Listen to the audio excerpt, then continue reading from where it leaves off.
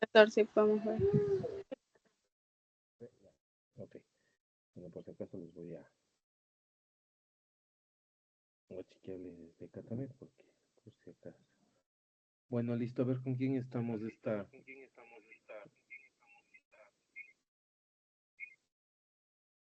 Ok, ahí está, ya.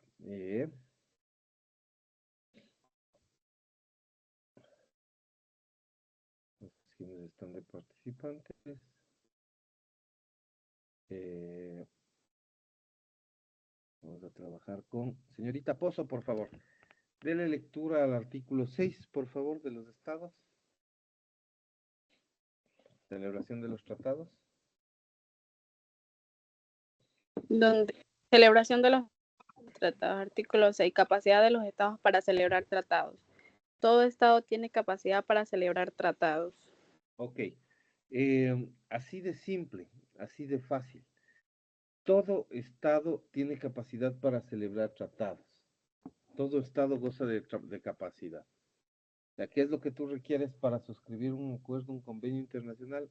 Ser un estado. Porque todos los estados son, dentro del derecho internacional público, legalmente capaces.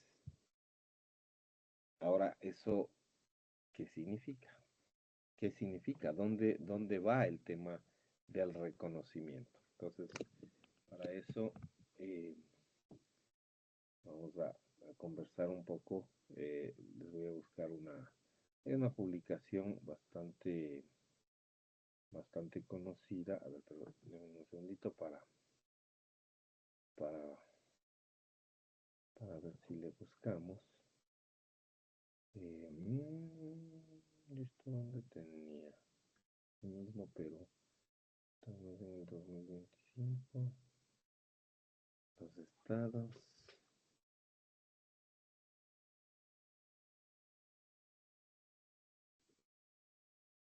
Aquí está. Ya. Esperemos que se abra. Ya. Eh, Voy a cambiar el compartir, ¿ya? Un segundito.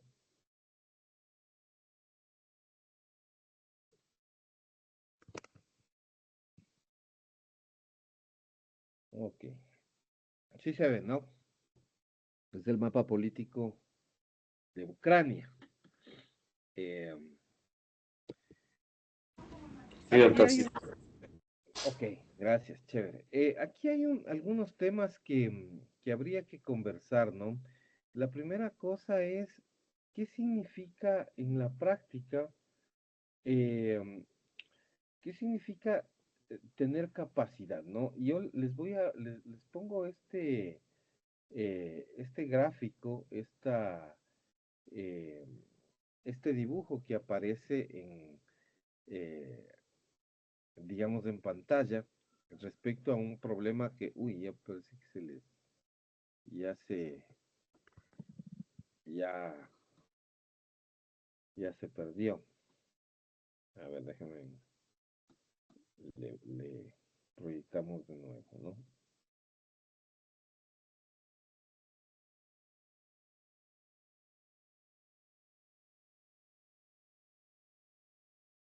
Eh, Nosotros vamos a ver un poco más adelante el tema de, a ver, esto ya no. Eh,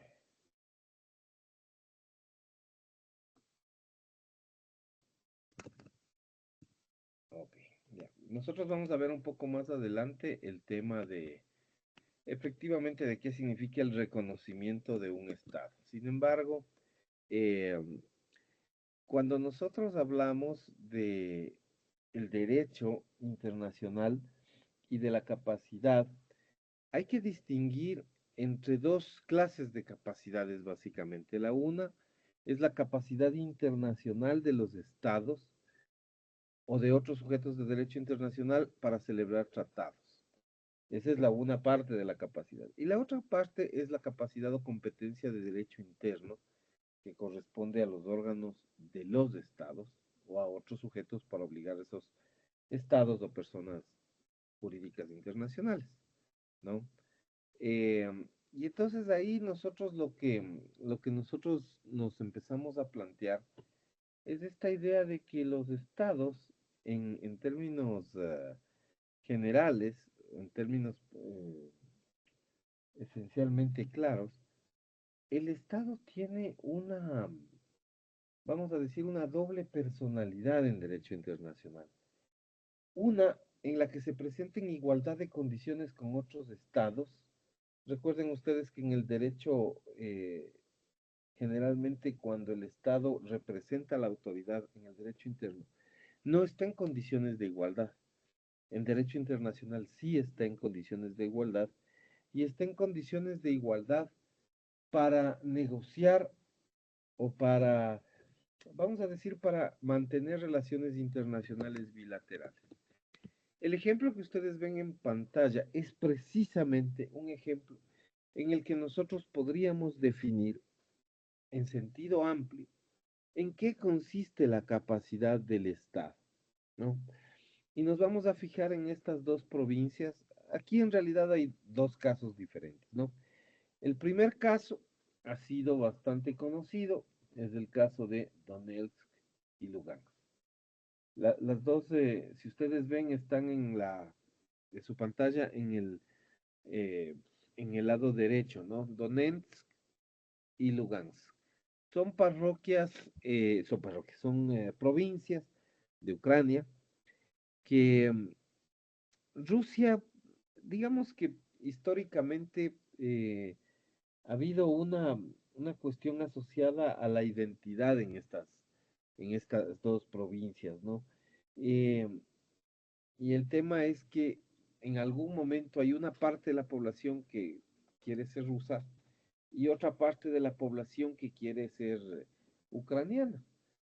Y esto, claro, te plantea un serio problema, ¿no? Un serio problema de división territorial. Eh, Nosotros vemos, Rusia es toda la parte que se encuentra en gris, ¿no?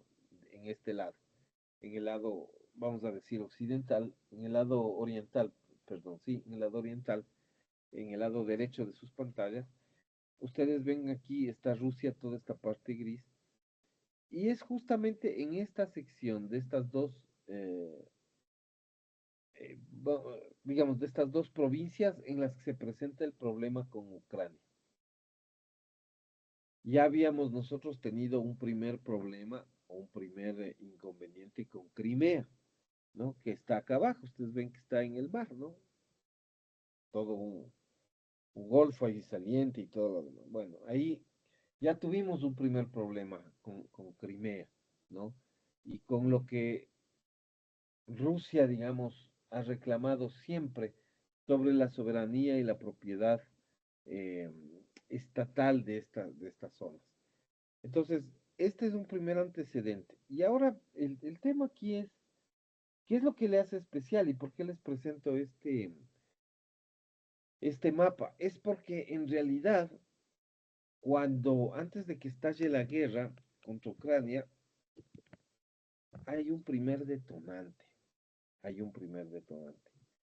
Donetsk y Lugansk se declaran como países independientes.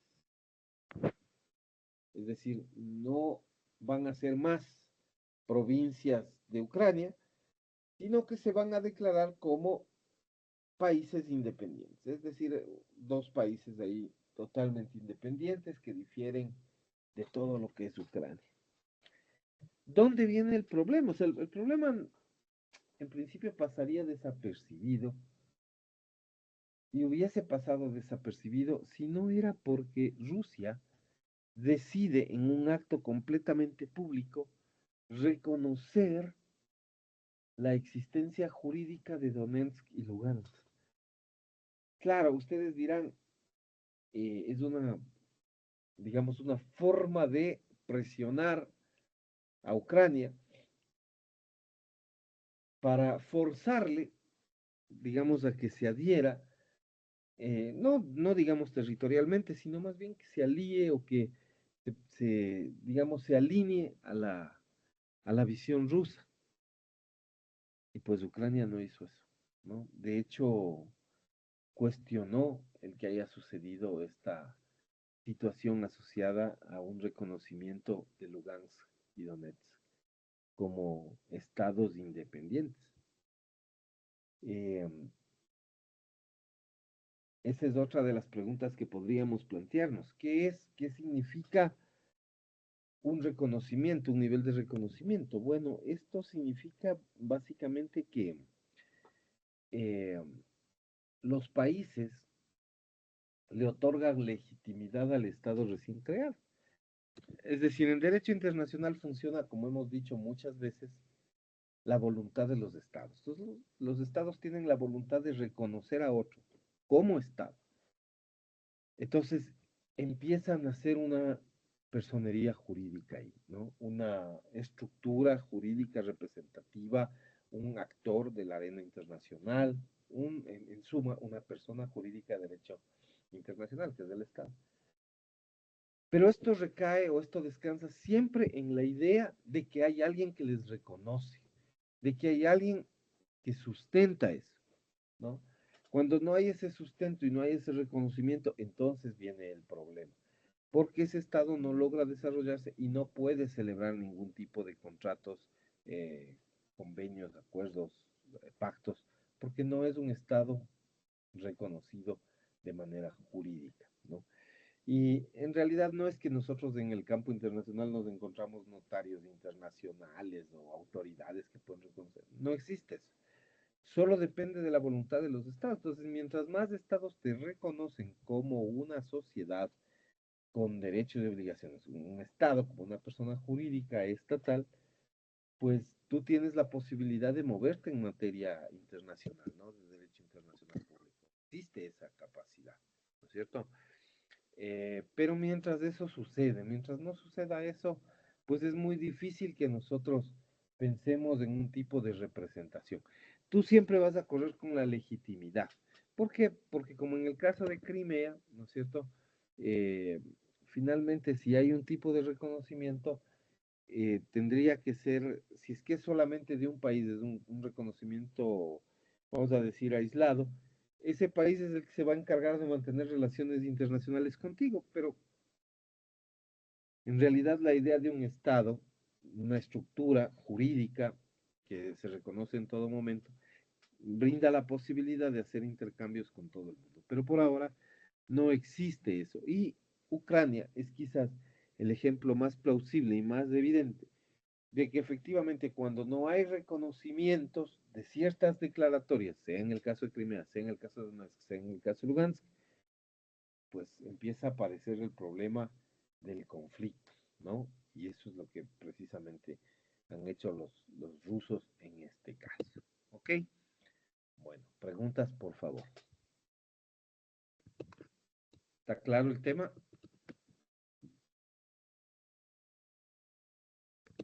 Sí. Bueno, entonces vamos a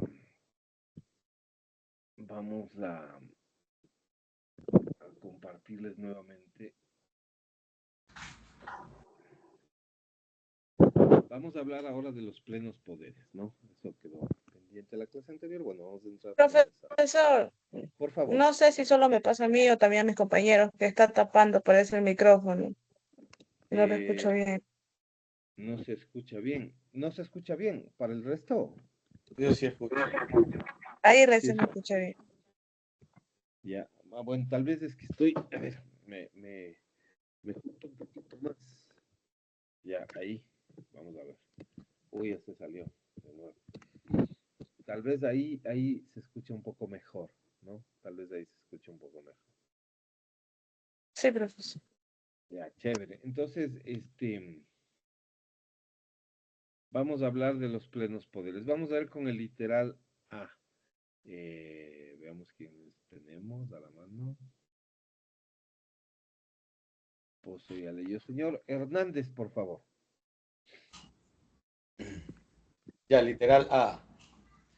Sobre el artículo 7, literal A, dice si se presentan los adecuados poderes o. A ver, pero ¿sabe qué? Por favor, leámosle todo el encabezado desde el artículo 7 Ya, ok. para que, digamos, completar toda la idea, por favor. Ok, artículo 7 sobre los plenos poderes.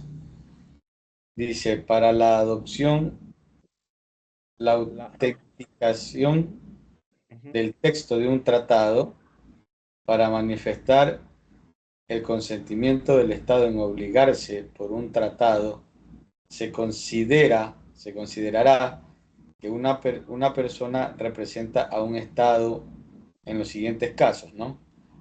Literal A, si se presentan los acuerdos, los adecuados plenos Adecuados. poderes. Ok, muchas gracias. Si se deduce de la práctica seguida por los estados interesados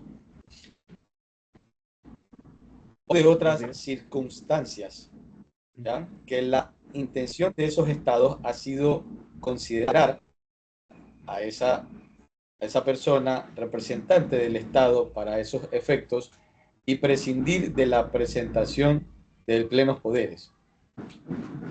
Hasta allí Listo. o Sí, numeral 2. sí, sí, hasta ahí está bien, muchas gracias. Ya. Conversemos un poco sobre esta primera parte, ¿no? Nosotros habíamos visto, si ustedes recuerdan la clase anterior, que alrededor de la idea de plenos poderes estaba la idea de la existencia de un documento, ¿no es cierto?, emitido por una autoridad competente que designa una o varias personas para representar al Estado. Y aquí están, claro, las opciones, ¿no? Negociación, adopción, autenticación de tratados, ¿no? Y para expresar el consentimiento del Estado. O sea, básicamente los plenos poderes constituyen un instrumento, un documento que te permite o le permite a la persona que lo porta representar al Estado y en definitiva obligarle a cumplir determinadas, digamos, cláusulas, ¿no? A nivel digamos, de suscripción de convenios y actos, pactos internacionales, ¿no? Instrumentos internacionales en general. Entonces, aquí el tema es, cuando tú quieres autenticar un tratado, que es básicamente darle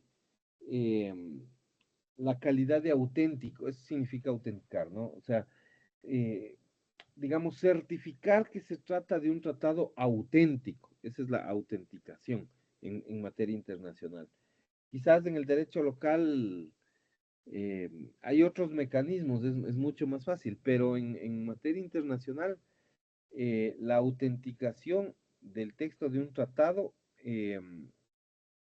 es, digamos, todo un procedimiento, ¿no? La posibilidad de darle ese estatus de verificado o verificable es importante para que el país pueda asumir que ese es el documento básico, ¿no? Y entonces eso se suele hacer a través de algunos procedimientos eh, jurídico-administrativos que están relacionados con principalmente conocer cuál es el mecanismo interno que permite autenticar los tratados y básicamente decirle al resto de estados partes que, al menos en el caso ecuatoriano, tal o cual convenio, pues resulta auténtico para la legislación del Ecuador, ¿no? Y entonces también los plenos poderes no solo sirven para eso, sino también para manifestar el consentimiento del Estado en obligarse por un tratado, ¿no? Y en esencia que puede ser titular de derechos y obligaciones, ¿no? Contraer derechos y ejercer obligaciones. Luego tenemos la otra parte, digamos, de este artículo, nos hacía referencia al consentimiento, ¿no? Nosotros ya hemos visto básicamente qué tiene que ver con, o qué es, o a qué se refiere el consentimiento, ¿no? La persona que tiene plenos poderes, ¿no es cierto?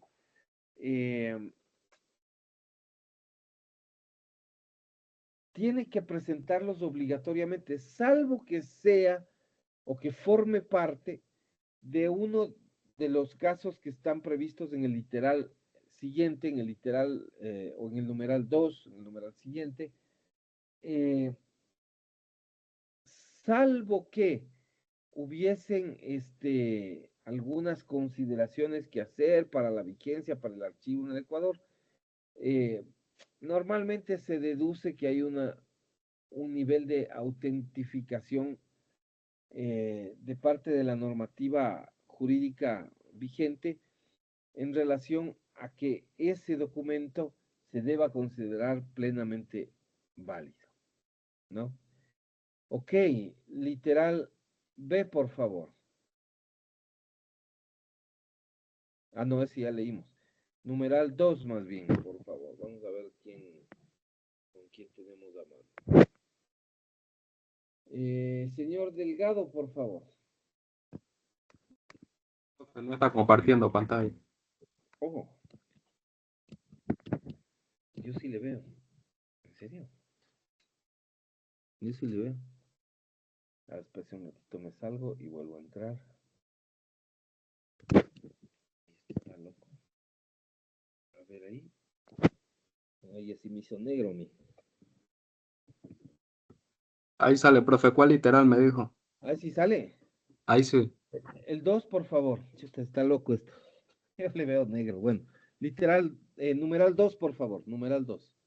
Ya ahí dice, numeral 2 dice, en virtud de sus funciones y sin tener que presentar plenos poderes, se considerará que representan a su Estado a los jefes de Estado, jefes de gobierno y ministros de Relaciones Exteriores para la ejecución de todos los actos relativos a la celebración de un tratado. Ok, Literal muchas B. gracias. Ahí. Vamos viendo despacito. Entonces, los plenos poderes son un documento que una autoridad estatal con competencia, normalmente el presidente de la República, otorga mediante un acto administrativo, normalmente un decreto ejecutivo, a una o más personas para que se sirvan representar al Estado en la negociación, la adopción, la aprobación, ¿no es cierto?, de, digamos, del consentimiento del Estado en la celebración de estos pactos, convenios, tratados, convenciones, etcétera, ¿no? Entonces, en general, los poderes plenipotenciarios o los plenos poderes tienen su razón de ser en la idea de la representación de ese Estado. Una persona que ha sido delegada para representar al Estado. Esto, sin embargo, es exento de presentación cuando se trata de tres tipos de personas. Un jefe de Estado, un jefe de gobierno o un ministro de Relaciones Exteriores. Pregunta abierta para todos. ¿Cuál será la diferencia entre un jefe de Estado y un jefe de gobierno? ¿Por qué la Convención de Viena diferencia entre las dos cosas? ¿Qué les parece? ¿Qué dice?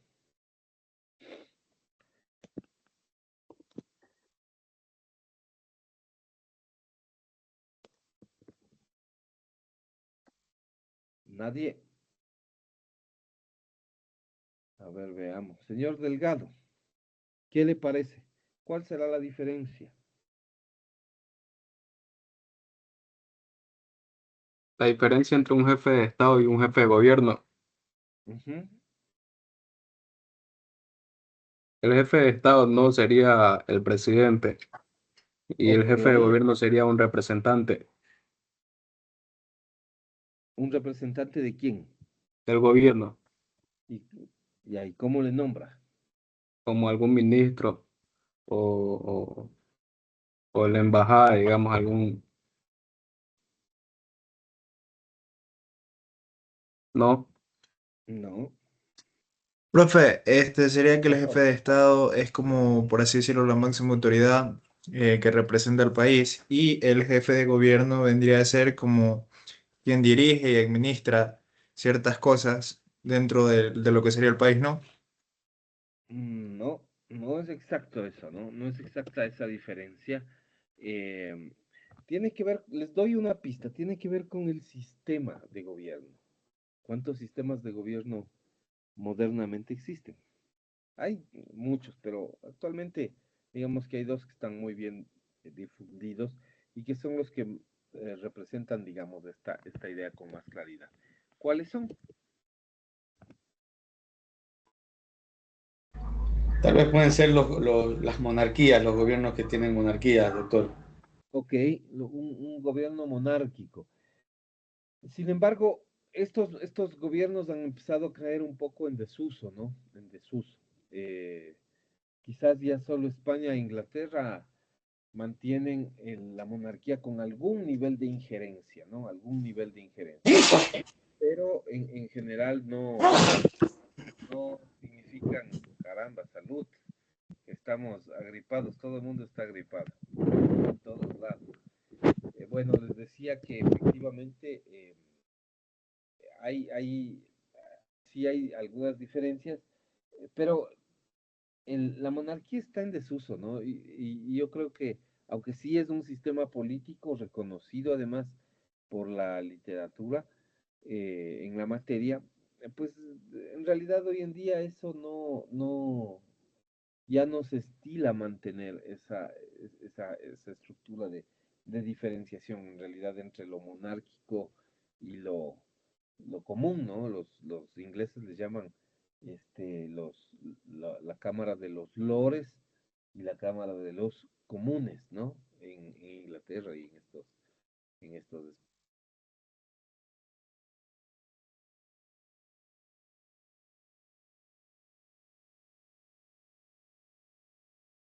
Doctor, se le cerró el micrófono.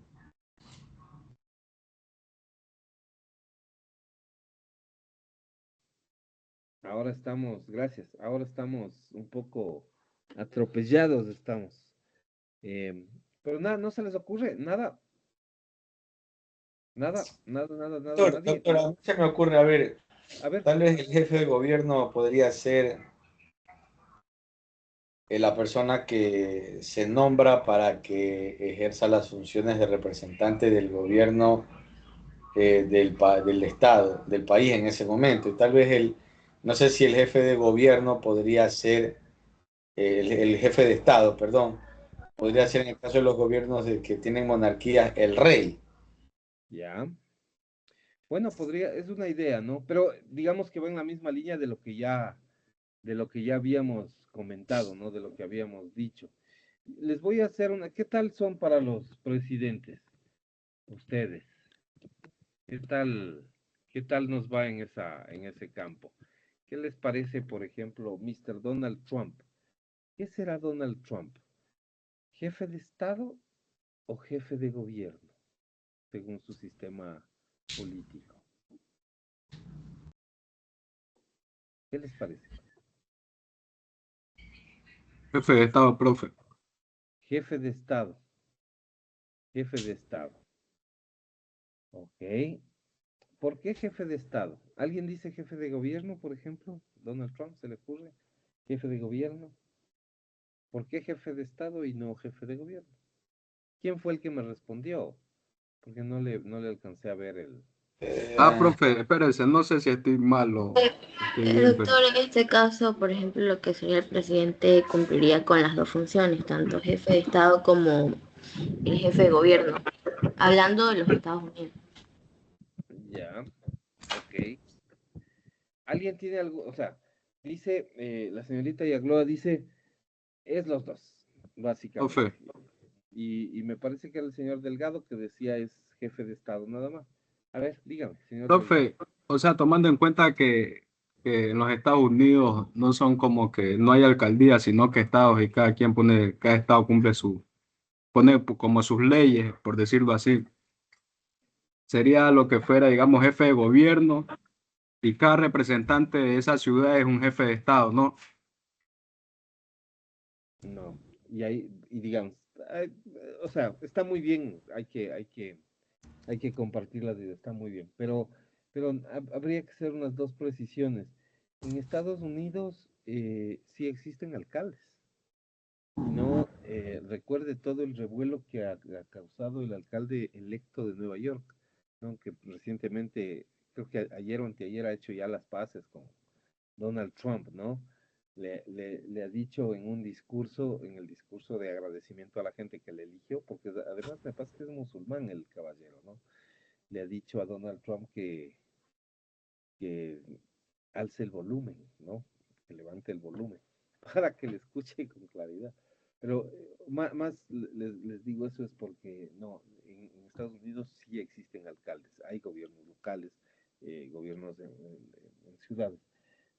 Quizás Doctor, tal vez, hay gobernaciones y tal, pero bueno, siga, señor Hernández, por no, favor. no, Aarón creo que lo está es relacionando por el nombre propio del país, por lo que Estados Unidos es una unión de estados, ¿no? Que están Correcto. unidos constitucionalmente.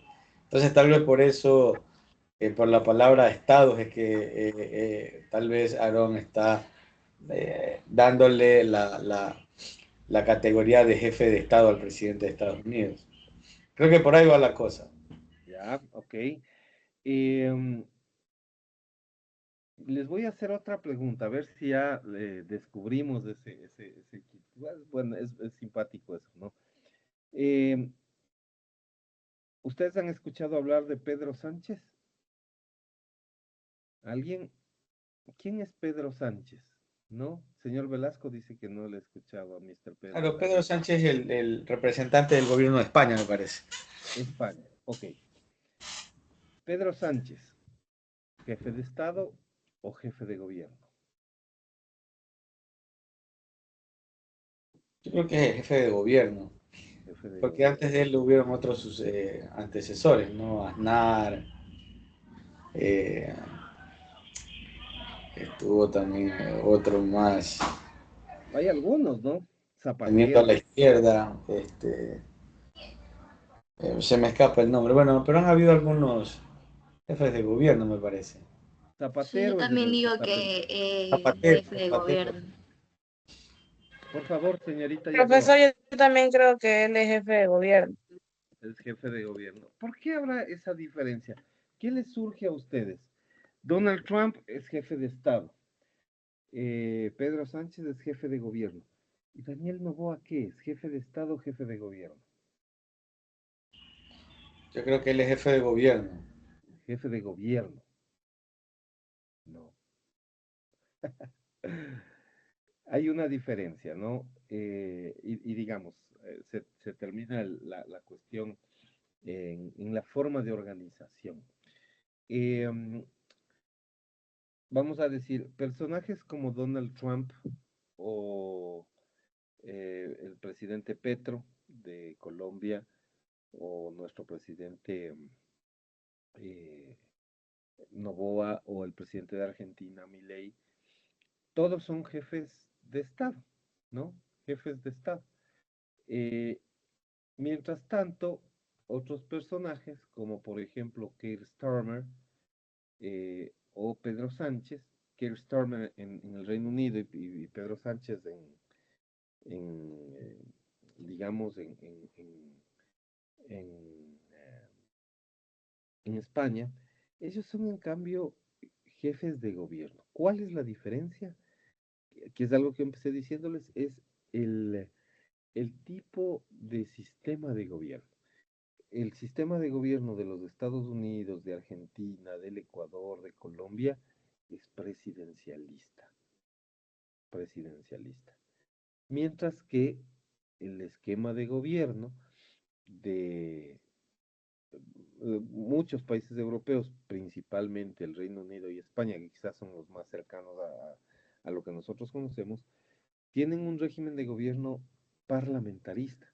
Entonces, digamos que la denominación tiende a hacer referencia a ese sistema de gobierno. ¿Y por qué?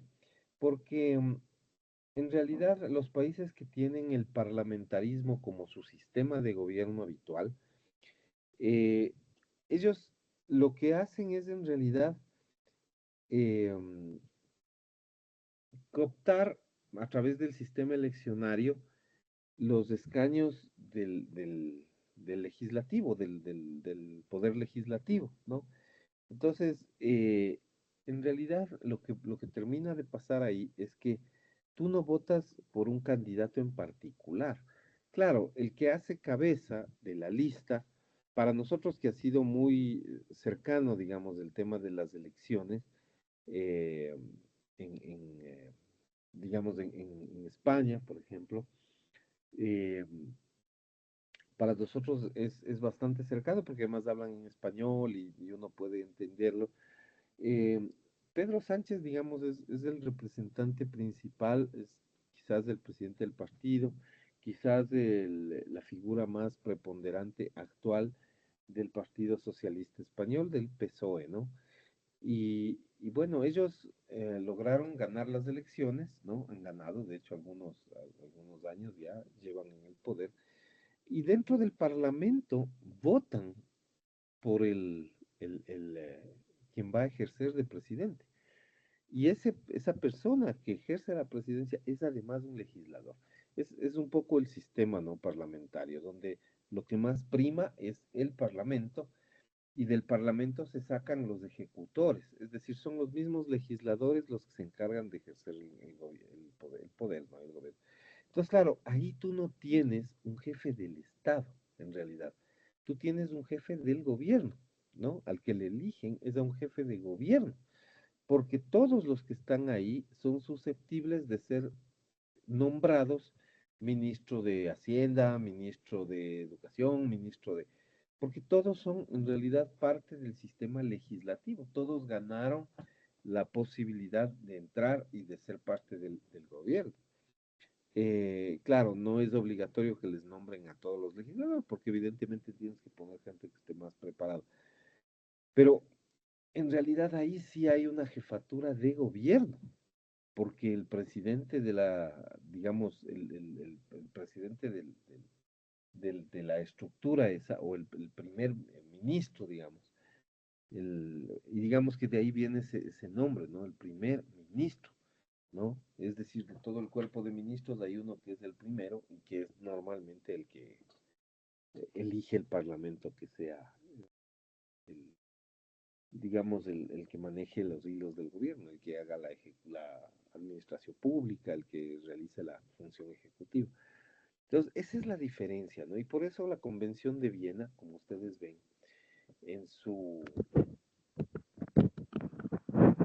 la Convención de Viena, justamente en su numeral 2, justo le pongo ahí, justo se me va. Por eso es que la Convención de Viena, en este artículo que estábamos analizando, en este artículo 2, dice que son, o sea, pone con claridad, ¿no? Los jefes de Estado, esto es para sistemas presidencialistas, donde prima mucho el ejecutivo, eh, y los jefes de gobierno, que son, digamos, parte del sistema parlamentario, además de los ministros de Relaciones Exteriores. Entonces, ellos no necesitan probar con un documento que tienen plenos poderes, porque su naturaleza jurídica, al ser representantes nacionales, naturales del país, alcanzan esa estructura, ¿no? Entonces, esa es la primera cosa, y es bien importante eso tener en cuenta porque para nosotros funciona de esa forma. Bueno, vamos a ver las otras dos, antes de que se nos acabe la clase, que ya se está acabando, pero vamos a tratar de leer lo que alcancemos. Señorita Yagloa, por favor, si puede darle una lectura al literal B, por favor. Ya, listo, doctor. Literal B. Los jefes de misión diplomáticas para la adopción del texto de un tratado entre el Estado acreditante y el Estado ante el cual se encuentran acreditados. Ok, muchas gracias. Bueno, el jefe de misión diplomática es básicamente el embajador, ¿no? El jefe de misión diplomática es la persona que ya está nombrada a través de un decreto ejecutivo por el presidente de la República, en el caso nuestro, y que ya está trabajando en el otro país, ¿no? Entonces, claro, ya resulta inútil que si es que te dieron un nombramiento de embajador del Ecuador en Suecia, en Alemania, en Bulgaria, en Hungría, en donde sea, pues, y vas a suscribir un acuerdo, un tratado, un documento con los personeros de ese país, las autoridades ya no te van a pedir que tú justifiques los plenos poderes, porque efectivamente al haberte ya nombrado como jefe de misión diplomática, se entiende, y el derecho internacional lo establece a través de este articulado, que efectivamente tienes plenos poderes, así que ya no es necesario que tú demuestres eso, no tienes que presentar absolutamente nada, aunque sí tienes un nombramiento con toda claridad, ¿no? Vamos al literal C, por favor, señorita Pozo.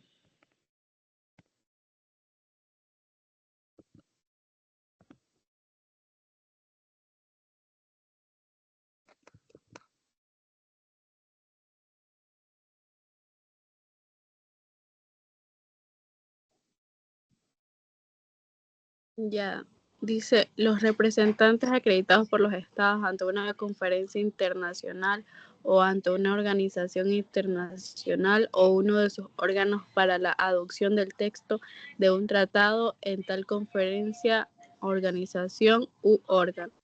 Ok, muchas gracias. Claro, si ya, digamos, el Ecuador, por ejemplo, que generalmente va a estas cumbres que hacen las Naciones Unidas, eh, llega ya con la persona o personas que van acreditadas ante esta conferencia internacional. Por ejemplo, yo les puedo hablar muchas relacionadas con la parte ambiental, que es la que más conozco.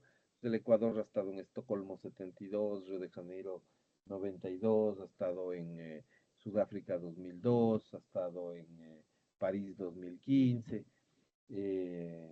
Bueno, Escazú 2018, bueno, varias conferencias internacionales en materia ambiental han nombrado su propio comité, su propia convención diplomática y efectivamente ellos ya para la suscripción, negociación y todo lo que tiene que ver con el acto jurídico ya no necesitan demostrarle a nadie que efectivamente eh, son personas acreditadas, ¿no?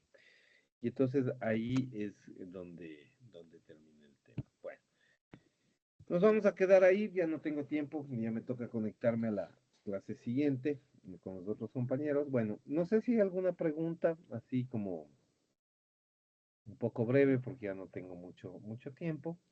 El día jueves nos vamos a conectar de manera normal. La clase del jueves es normalita, no van a tener mayores líos. Este es el pago de la clase anterior que nos fuimos antes. Y el jueves vamos a tener la clase normalita de 7 a 11 sin ningún problema, ¿no? Vamos a llevarla en buena línea. Así es que, bueno, no sé si hay alguna pregunta, alguna inquietud. Señor Delgado, Profe, sí, lo que pasa es que la vez pasada no me habilitó lo que es los controles de lectura. eh, ¿no le mandé correo electrónico? Si no le mandé, mil disculpas. Yo chuta, si tengo tanto en la cabeza. A ver, deme un segundo nada más. Deme un segundito. A ver, espérese un segundito nomás.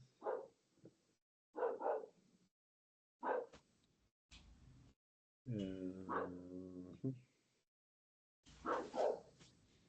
¿Qué pasa, Aaron? Sport. Ok, ok. Delgado.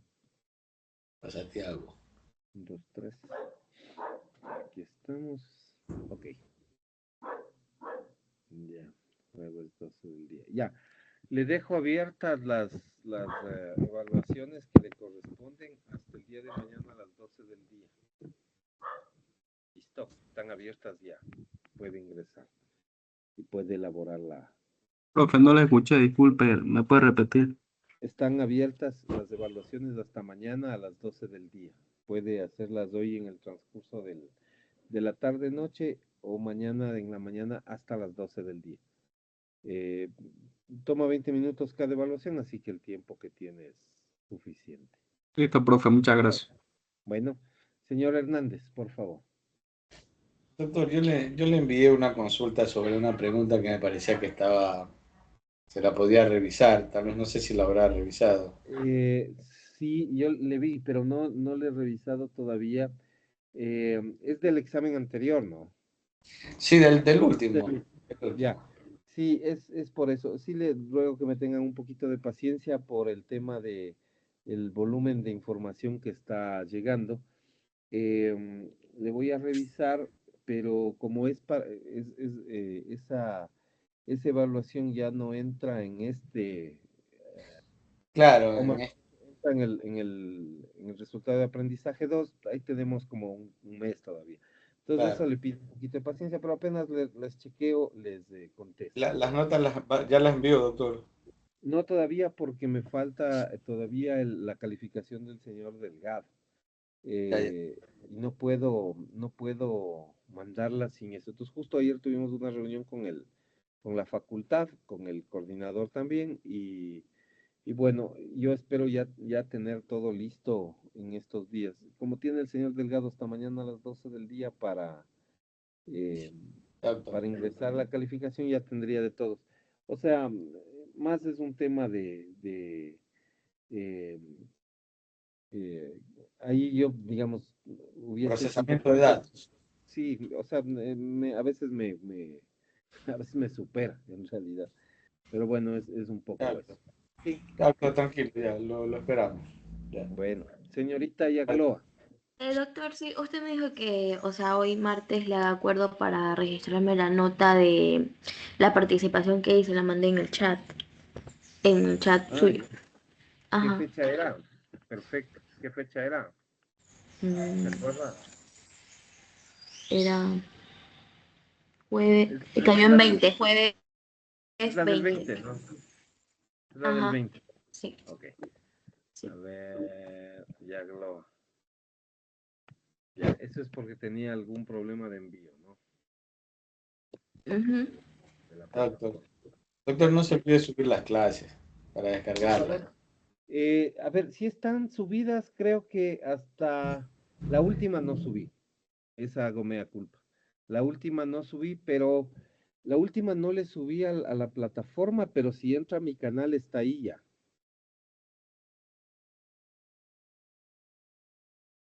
Está con el micrófono desactivado. En el Teams, doctor, dice. No, no, verá, o sea, yo sí les cargo en el sistema Moodle, ¿no es cierto? Usted hace clic ahí y entra. No está puesto el link ahí, no le subí el link, eso seguro. Pero la clase está ya cargada en YouTube. La clase sí está cargada en YouTube. Entonces, sí pueden, aunque no les haya, aunque no les haya